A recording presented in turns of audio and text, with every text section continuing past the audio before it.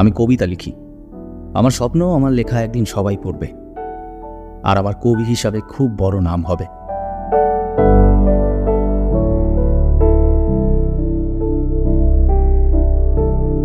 এই আশা নিয়েই বেঁচে আছি, আর আমার অপছন্দ হওয়া সত্ত্বেও এই চাকরি করে যাচ্ছি।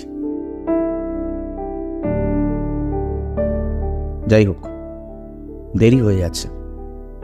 না, এখন ট্রেন ধরতে হবে।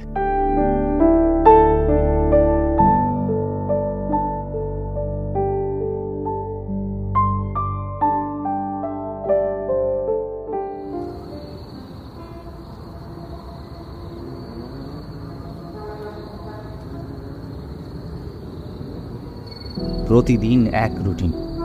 সকালে অফিসে যাওয়া, রাতে 7টায় বাড়ি ফেরা, বাড়ি ফিরে কাজ ছেড়ে ঘুম, আবার সকালে 6টায় উঠে দাঁত মেজে স্নান করে অফিস যাওয়া। এই 9টা-5টা রুটিন আমায় ক্লান্ত করে তোলে।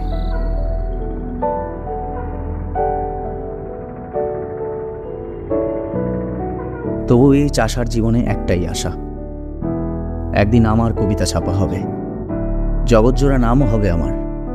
সেদিন আমায় আর 9টা আর 5টা ডিউটি করতে হবে না।